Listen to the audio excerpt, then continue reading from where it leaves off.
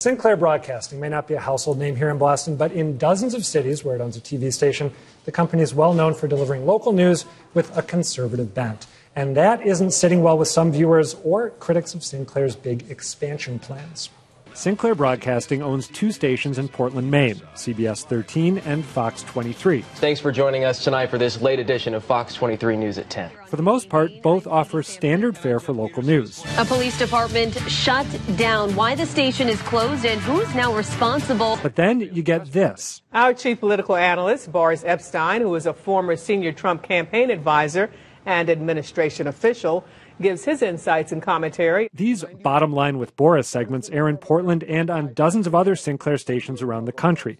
And no surprise, Boris is pretty sympathetic to his former boss. The media coverage of this administration seems to be a lot of hype and very little substance. Another Sinclair offering, the musings of former company executive Mark Hyman. College isn't a babysitting service. It's time to grow up, snowflake. Viewers in Portland and elsewhere complain that these commentaries are one-sided and that Sinclair forces its stations to run them. As best we can tell, no other major owner of TV stations distributes its own commentary segments to run during local news. Sinclair defends the commentaries as contributing to the diversity of views in the marketplace.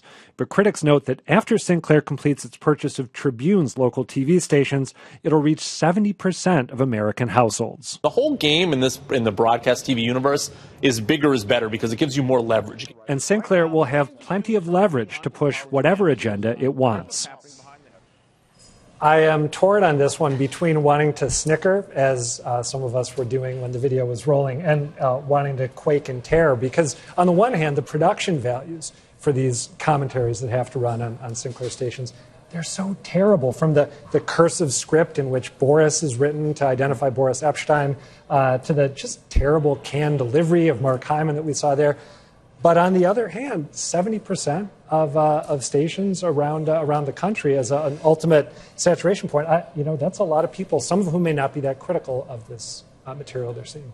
I guess, you know what, I have a hard time being terribly outraged about this. The reach of Sinclair is extraordinary. And so clearly that's something we want to watch. But the idea about running commentary is not groundbreaking, is not terribly. Remember when we were young, Howard K. Smith, the voice of, I guess it was ABC, maybe? Speak for yourself. Which one.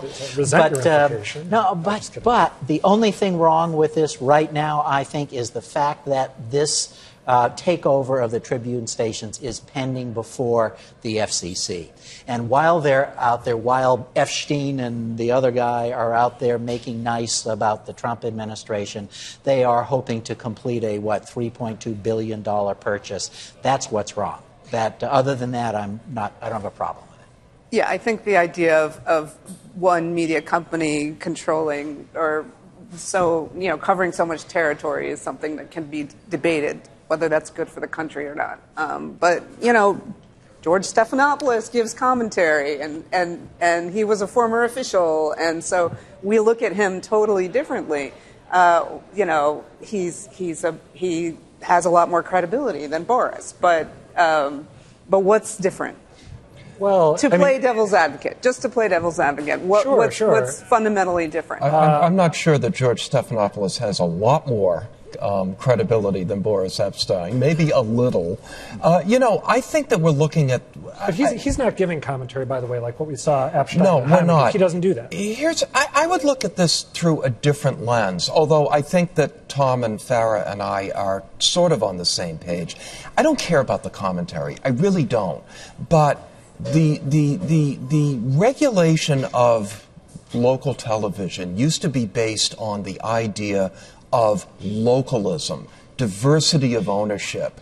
If you had a local owner who owned one or two TV stations in a given market, and he or she was putting this crap on the air, that's one or two TV stations. I think the problem is when you've completely gotten away from any sense of ownership regulations, and they're getting looser and looser all the time. So now you have this gigantic network of stations, and they're all doing the same thing. I think that's what the problem is. It's not the commentary.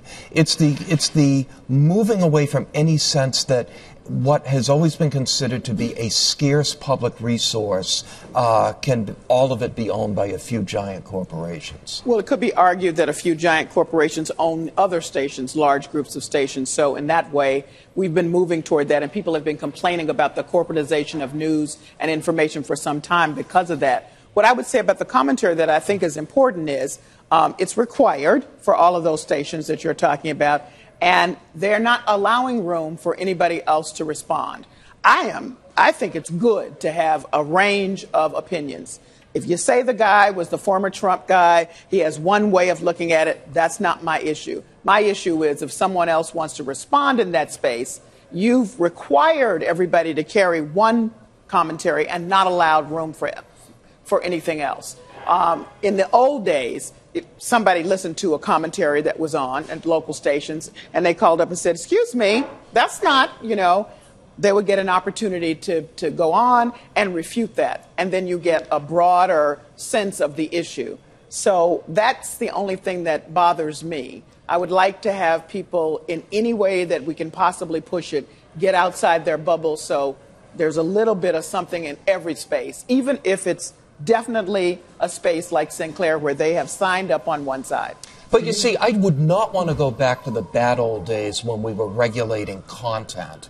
And I think that the way to get around regulating content is to go back to regulating ownership.